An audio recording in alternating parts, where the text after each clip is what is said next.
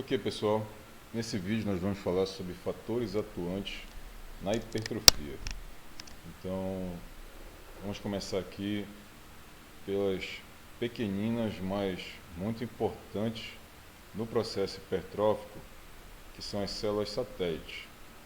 Então, olha lá, as células satélites são pequenas estruturas com alta densidade de material genético, localizadas no espaço externo das fibras, entre a lâmina basal e o sarcolema, ou seja, por isso que o nome delas são células satélites, porque ela fica localizada na extremidade, né? Ou seja, numa região afastada do centro da célula. A Rosenblatt e colaboradores em 92 concluíram que ao inibirem sua ativação e funcionamento por intermédio da radiação gama, é verificada inibição significativa da hipertrofia compensatória. Ou seja, aí vocês vão lembrar aqui do aquele personagem da Marvel, o Incrível Hulk, que tem a sua força, seus poderes recebidos aqui da radiação gama. Na verdade, a radiação gama não deixa ninguém forte, né? Inibe o processo hipertrófico. E o mais importante aqui, por que inibiu esse processo hipertrófico? Porque a radiação gama inibiu a ativação das células satélites. Então, para vocês verem como elas são importantes no processo de hipertrofia. As fibras tipo 2 parecem ser muito ricas em células satélites, então, logo, elas têm uma maior dependência dessas células. A atividade e a quantidade das células satélites são reduzidas tanto na infância como na velhice, de modo que no período intermediário parece ter uma maior vantagem nesse sentido. Então, aqui a gente está referindo justamente ao período da idade jovem, né? Ou seja, pós-puberdade até mais ou menos uns 40, 45 anos, onde a gente tem um potencial grande hipertrófico. A partir desse momento, esse potencial ele vai diminuindo, provocado justamente pela andropausa e pela menopausa. Bom, além das células satélites, a gente tem aqui os estímulos, que são os mais importantes para a hipertrofia, e o que eu considero mais importante é a mecanotransdução. Então, a mecanotransdução, o que seria a mecanotransdução? Seria exatamente o seguinte: conversão de um estímulo mecânico em sinais fisiológicos por meio do citoesqueleto, ou seja, a célula ela recebe um sinal fisiológico mecânico e transforma esse sinal mecânico em informação química. Isso vai ocorrer através de 4 mecanismos: por meio das integrinas, por canais de íons ligados à membrana, por alteração na atividade das células satélites e por fatores de iniciação eucarióticos. Então, assim, o mais importante é esse primeiro aqui, que são as chamadas integrinas. Por quê? Porque elas que vão transmitir essa informação para o resto da célula, para o maquinário celular, justamente para transformar essa informação mecânica em informação química. Então, vamos referir especificamente a elas. As integrinas são proteínas de adesão presentes na membrana celular, inseridas de forma transmembrânica, ou seja, elas atravessam as camadas da membrana celular, com uma extremidade externa que se liga a componente da matriz e outra extremidade que se liga através da proteína talina, a porção do citoesqueleto constituída de actina, ou seja, então ela tem uma comunicação, vamos dizer assim, com o meio extracelular, justamente logo acima da membrana celular, e obviamente ela tem que ter uma comunicação interna para poder transmitir essa mensagem. Dessa maneira, percebe-se que uma comunicação entre a matriz extracelular com o citoplasma através da membrana plasmática. Então, justamente o que eu acabei de explicar, ela se comunica com o restante da célula através justamente dessa estrutura anatômica dela. Resultados de estudos mais recentes mostram que para a transdução mecânica ocorrer, a integrina tem que estar na presença de ligandes específicos, Então, a tensão mecânica leva à ativação de ligantes específicos da integrina. Aqui a gente está vendo uma imagem, não está muito boa essa imagem aqui de integrinas. Então ela está aqui fora, né? Matriz extracelular. Então ela atravessa a membrana plasmática, olha só, né? E se liga aqui, por exemplo, a uma proteína chamada vinculina, né? Essa proteína, juntamente com a integrina, ela está aderida justamente a filamentos de actina. Então a gente vai ter aqui, além da vinculina, a talina, ou seja, todas essas proteínas aqui, elas se interligam e se comunicam para o meio intracelular, justamente para transformar esse sinal mecânico em sinal químico, na verdade, que vai desencadear aqui a síntese proteica. Bom, olha só o que está dizendo aqui. As integrinas são importantes para a transmissão de informações do meio extracelular para o intracelular. Ok. Então essa imagem aqui já está mais bonita, né? Essa aqui é uma imagem de um livrinho aí de biologia celular muito bom. Então olha lá. Então a gente tem aqui fora a integrina. Ela seria como se fossem canais, né? Que atravessam a membrana celular. Aqui fora a gente vai ter o estímulo mecânico. Um estímulo mecânico clássico laboratorial é o alongamento. Então por isso que está aqui, ó, stretch. Lembrando que essa imagem aqui ela é retirada de um livro de biologia celular, então não é necessariamente de treinamento. Por isso que não aparece aqui, por exemplo, levantamento de peso. Que o modelo laboratorial de indução hipertrófico é normalmente o alongamento seguido do estímulo elétrico. Então, por isso que não está aparecendo aqui levantamento de peso. Então, as integrinas são ativadas, aí você tem uma cascata de eventos, de sinais intracelulares que vão se comunicar diretamente com o núcleo. Aí a gente já sabe, né? O núcleo vai gerar aqui o irmão gêmeo dele, que é o RNA, e aí transcrição, tradução aqui da proteína, até que a gente tem síntese proteica e miofilamentos. Bom, nesse caso aqui, nesse artigo, o alongamento passivo, né?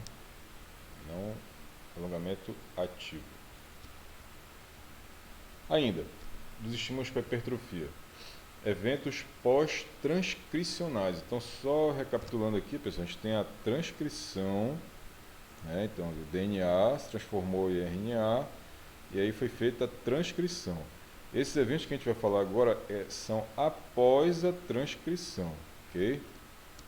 Acelerando justamente. Olha, então alterações agudas na atividade do RNA das proteínas contráteis. Olha lá, o exercício aumenta a velocidade do processo de tradução, ou seja, a velocidade com que o maquinário ribossômico decodifica a fita de RNA. Então, além da gente estar falando aqui de eventos pós-transcricionais, a gente está falando aqui de eventos pré-traducionais, olha. Então o exercício físico ele é tão fantástico que não só aumenta a velocidade após a transcrição, mas também aumenta a velocidade de tradução. A causa está relacionada a maior disponibilidade de aminoácidos por alterações no fluxo sanguíneo. Então, graças a essa afirmativa aqui, existe aquela crença de você fazer muitos exercícios em seguida para o mesmo agrupamento, né?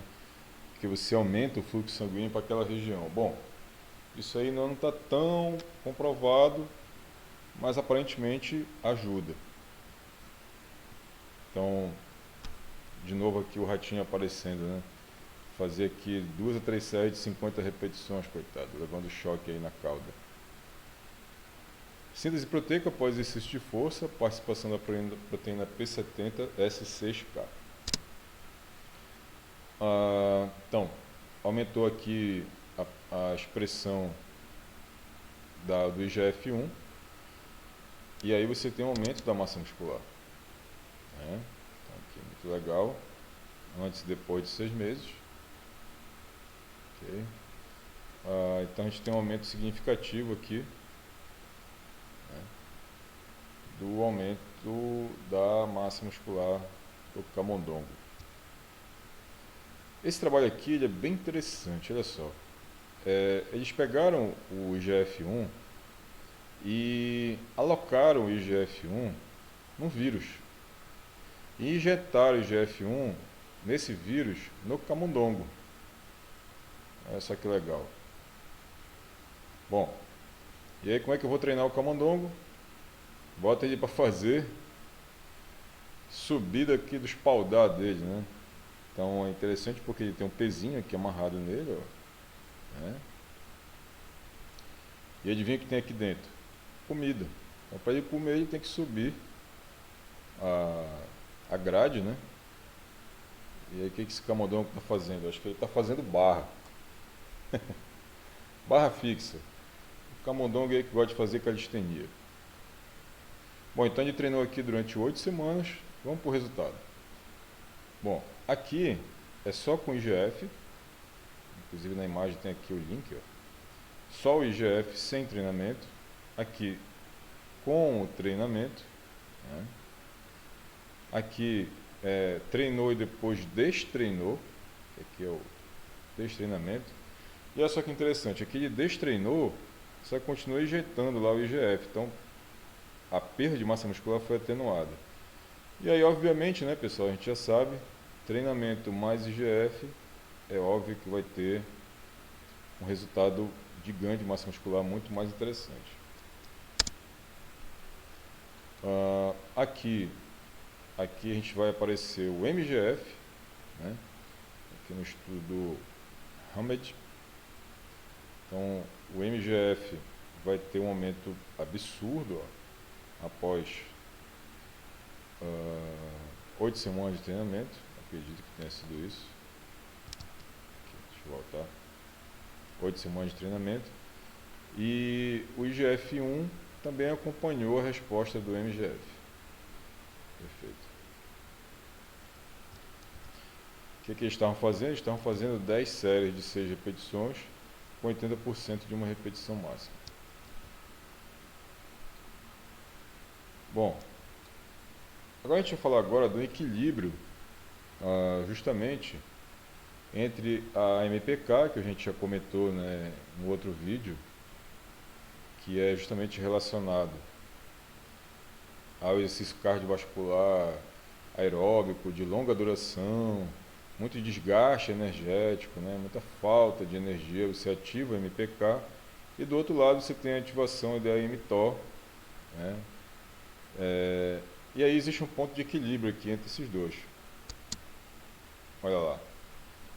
Quando você tem um alto turnover de energia, ou seja, um gasto de energia absurdo, alto, como é o caso da maratona, você tem a ativação da MPK. E aí a MPK inibe o eixo mTOR. E aí, consequentemente, vai diminuir a síntese proteica. Perfeito? Por isso que tem que ter um equilíbriozinho aqui. Aí vem aquela seguinte pergunta, né, que vocês estão fazendo. É possível fazer o exercício aeróbico e ao mesmo tempo que eu fizer o exercício aeróbico, eu também gerar hipertrofia? Bom, isso a gente chama de treinamento concorrente. Será que é possível? Não é concorrente, né? Não é o implemento corrente. É concorrente de um concorrendo sobre o outro, né? Então eles estão aqui disputando quem vai se dar melhor. Existe a possibilidade de eu treinar tanto o treinamento resistido como o treinamento aeróbico e ter resultado nos dois? Vamos lá. Tem um estudo aqui do pessoal da USP, que assim, esse estudo é tão bom que a gente põe até a foto dos casos aqui, ó. Esse aqui é o Eduardo Souza, grande pesquisador, e esse aqui é o nosso excelente Carlos Ugrinovich. Tá? Eu gosto desse estudo, porque esse estudo aqui, o grupo, é um grupo assim muito forte do treinamento resistido, né? Olha, Patrícia Brum, Bacurau, Valmor Trícoli, o próprio Eduardo, fazem parte aqui, são pesquisadores do Laboratório de Adaptação ao Treinamento de Força da Universidade de São Paulo. O que eles fizeram aqui? Adaptações moleculares ao treinamento concorrente. Olha só o protocolo da galera. O que eles fizeram? Treinamento de força. Semana 1 a semana 2. Intensidade aqui de 12 repetições máximas, 3 séries, totalizando 36 repetições, né, na sessão, com 90 segundos de intervalo. Eles fizeram uma periodização linear, né, com um pequeno deload aqui no final, né? Então eles subiram aqui a carga, ó, 8 a 10 repetições. Como você diminui o número de repetições, eles aumentam o número de séries, ó. 4 séries de 32 a 40 repetições, intervalo de 120 segundos. Aqui eles aumentaram o peso mais uma vez, 6 a 8 repetições. A cada 2 semanas, né, houve um incremento da carga, 5 séries, mantendo aqui o volume, intervalo de 2 minutos. E da semana 7 semana 8, eles têm aqui uma diminuição do volume de treinamento e uma diminuição também da intensidade de treinamento. Junto com isso aqui, eles fizeram o treinamento intervalado. Tá? Então,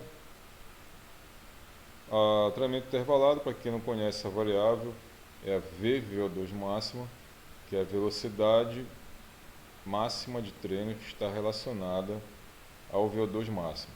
Então aqui nas primeiras 2 semanas eles fizeram com 80% da VVO2 máxima, deram 20 tiros de 1 minuto, com 45 segundos de intervalo a 80%. Na semana 3 e semana 4 foram 20 tiros com 1 minuto de duração, esse estímulo, com 1 minuto de intervalo. Por que eles aumentaram o intervalo? Porque eles aumentaram a intensidade do treinamento. Então aqui estava 80% da VVO2 máxima, aqui está entre 85% e 90%. Na semana 5 e semana 6, eles trabalharam com 95%, ou seja, aumentando mais um pouquinho a velocidade.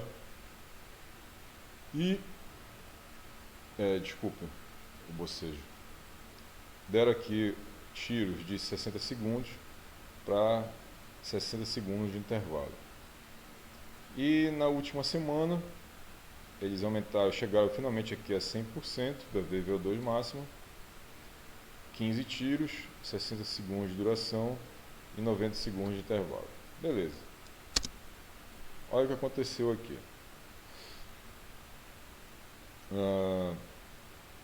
Aqui é o pré e pós, né? Em cima aqui está pré, embaixo após. Esse povo aqui não fez nada, né? Grupo controle, então não mudou nada aqui a massa muscular. Esse povo aqui fez o treinamento intervalado, repara que também não teve ganho de massa muscular significativo, ok? O povo que fez só o treinamento resistido, né, ganhou massa muscular, ótimo, já é de se esperar, funcionou o treinamento resistido, teve diferença estatística significante, né? E olha só que interessante aqui. Aqui é o treinamento concorrente. No treinamento concorrente, a gente tem exatamente o quê? Exatamente o mesmo resultado do treinamento de força. Qual é o ponto positivo disso aqui, pessoal? Quando você fez o treinamento intervalado, o intervalado não influenciou negativamente no ganho de massa muscular quando você fez o treinamento de força isolado. Então, repetindo, quando os autores aqui, com o grupo que fez o treinamento de força isolado, o treinamento de força isolado não interferiu, quer dizer, ganhou massa muscular, mas o treinamento de força concorrente, ou seja, força junto com cardio, nesse caso aqui o cardio intervalado, não interferiu negativamente, os ganhos foram os mesmos. Uma leve tendência aqui para ter mais ganho no concorrente. Tá? E aqui, adivinha o que é isso aqui? É a MPK. Aqui é MPK pré e pós, no grupo controle, diminuiu, né? Não fez nada. A MPK é aquela enzima lá que está relacionada à proteína, que está relacionada à ativação da síntese mitocondrial. O cinza é o treinamento intervalado, então olha só, deu um pico aqui, ó, bem alto, tá? Aqui o treinamento resistido, diminuiu, né, MPK. E aqui o treinamento concorrente. E aí tem um detalhe aqui, né? Se o treinamento concorrente não interferiu negativamente no ganho de força, no ganho de massa muscular, ele interferiu negativamente na ativação da MPK. Então, qual é a significância disso? Talvez em longa duração os ganhos de resistência não sejam os mesmos, visto que essa proteína aqui é fundamental para a síntese proteica mitocondrial, que em última instância é o que justamente funciona para melhorar a resistência, né? E aqui é o nosso P70, que é o responsável pelo estímulo da síntese proteica. E aí, olha só, a gente tem aqui o treinamento resistido sozinho, já é de se esperar, ativou muito essa proteína. E o treinamento concorrente ativou também, mas de forma estatisticamente não tão significativa. A gente vê nitidamente com uma tendência que é subida, né? Mas olha só, o treinamento concorrente contribuiu para não ativar tanto a P70 quanto o treinamento resistido sozinho, tá? Então a gente não a longo prazo, provavelmente o treinamento resistido sozinho, aí é uma hipótese visual, né? Observando aqui os resultados, é provável que ele ganhe mais massa muscular. É provável. Por que eu digo que é provável? Porque o ganho de massa muscular também a gente não sabe, que é muito variável entre pessoas. Muito bom esse trabalho, parabéns aos autores e vamos seguir no nosso curso. Bom, uma outra adaptação no treinamento, pessoal, são as microlesões. Então, as microlesões não tem jeito, elas vão acontecer. Fez treinamento de força, fez treinamento resistido, não tem jeito, você vai ter microlesão sempre. Ou mais ou menos, mas sempre vai ter. Você tem microlesão até caminhando, então imagine fazendo força. Olha, por que acontecem as microlesões? A gente tem aqui a consequência dela, né, que é a dor muscular de início tardio, e a gente vai ter algumas teorias da dor muscular de início tardio. Primeiro, menor ativação de fibra durante a contração excêntrica, esse é um fato, isso realmente ocorre. E outro fato é o comprimento desigual de sarcômeros em repouso. Então, o que acontece? Recheitei. Desculpa, pessoal. Um pouquinho cansado, mas vamos lá. A gente tem comprimento desigual de sarcômeros em repouso. Os sarcômeros eles não têm o mesmo comprimento. Então, tem uns mais longos e outros mais curtos. Qual é a consequência disso? A consequência disso é que quando eu tiver com o músculo totalmente alongado, esses que são mais curtos, eles vão sofrer mais com essas rupturas, tá? E aí, quais são os estágios desse processo aí? Primeiro, rompe a miofibrila. Em seguida, a gente tem um estágio que é chamado de autogênico, que é o começo do processo degradativo dessas estruturas lesadas, ou seja, eu tenho que ver o que está lesado para começar a remover, né, o que não presta. Esse período fagocítico, que é justamente onde eu estou removendo o que não presta, né? Eu vou metabolizar o que não presta, isso dura de 2 a 4 dias.